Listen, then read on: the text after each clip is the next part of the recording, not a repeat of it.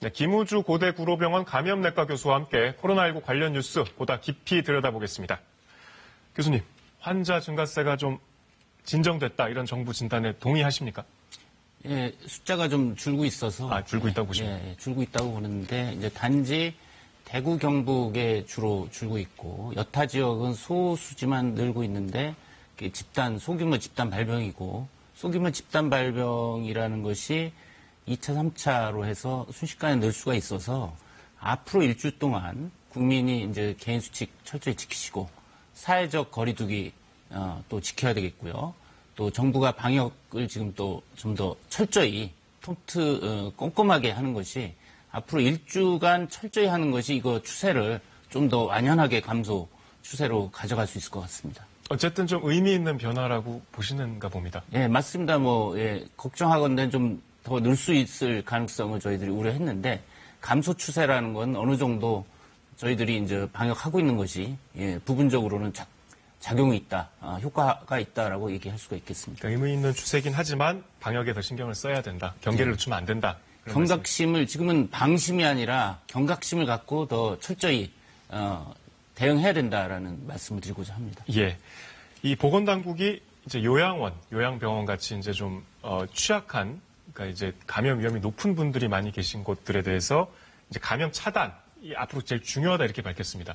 어떤 대책이 좀 가장 먼저 와야 되겠습니까?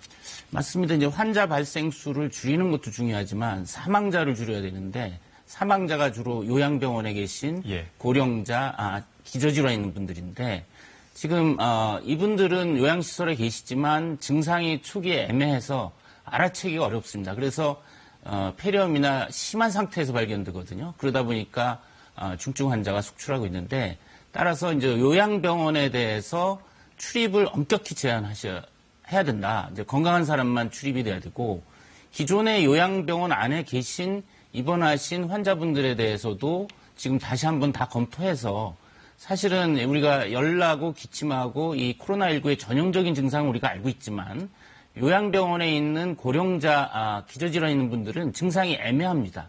그렇기 때문에 지금 요양병원에 입소해 계신 분들에 대해서도 일제 점검을 해서 혹시라도 코로나19 감염 증상이 있다면 적극적으로 진단검사를 해야 된다고 봅니다.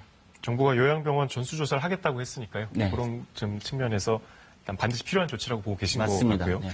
근데 이제 기저질환이 없는 70대 두 분이 돌아가시기도 했어요. 그러니까 나이가 좀 이제 드신 고령의 환자분들은 그러니까 건강하셨더라도 좀 위험한 겁니까? 예. 그러니까 60, 70 이렇게 나이가 들면서 우리 면역 시스템에 예를 들자면 우리 건강한 성인들이 우리 국가를 지키는 60만의 젊은 군인들이 있다고 생각하면 70, 80으로 가면 군인 수도 줄고 30만, 40만으로 줄고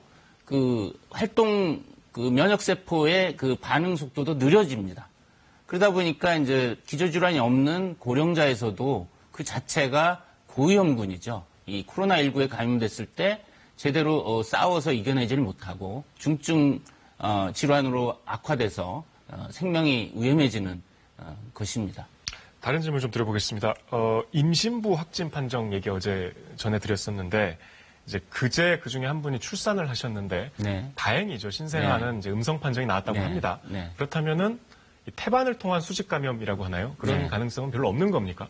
예, 이제 중국에서 이미 9명의 이제 만삭의 임신부가 코로나19에 감염이 돼서 제왕절개를 해서 이제 9명의 신생아가 다 건강하게 태어났고 태반이나 제대열 신생아에서 코로나19 감염 확진 검사를 했더니 모두 음성이었습니다. 그래서 지금 코로나19의 경우에 임신부가 감염된다 하더라도 태아라 수직 감염은 굉장히 가능성이 낮다. 비교적 약하게 앓고 지나간다라는 것이 중국에서의 보고인데 물론 숫자가 좀 9명이라서 적긴 하지만 전반적으로 이 임신부에서 코로나19에 감염된다 하더라도 태아의 수직 감염 가능성은 매우 낮고 태어난 신생아들도 비교적 경증으로 심한 경과는 받지 않는다라는 것이 지금까지 알려진 사실입니다. 좀 전에 이제 리포트 보시다가 궁금한 분들 많이 계실 텐데 지금 신천지 신도가 자가격리가 끝난 뒤에 이제 확진 판정을 받은 사례가 2건이나 나왔습니다.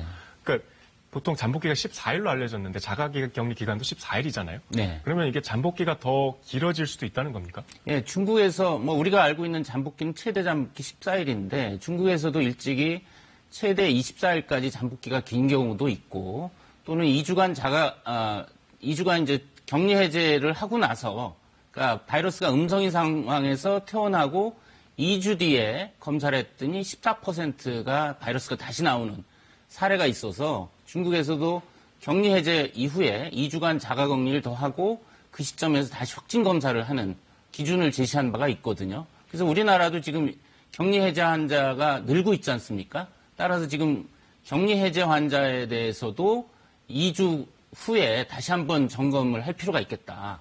그런 생각이 듭니다. 그런 다시 점검을 하는 추가 조치가 꼭 필요하다는 네, 말씀이죠. 그러니까 2주 동안 물론 가급적 자가격리를 하도록 하고 보건소에서 연락해서 증상이 있는지 있으면 다시 재검을 해서 하는 것이 중요하다. 왜냐하면 이분들이 다시 바이러스가 나오면 일상생활에서 또 퍼뜨릴 수가 있거든요. 이 코로나19 바이러스의 특성이 이 전염력이 상당히 은밀하다라는 점에서 우리가 더 꼼꼼하게 방역을 해야 된다. 그런 생각이 듭니다. 교수님 연일 고생 많으십니다. 고맙습니다. 네.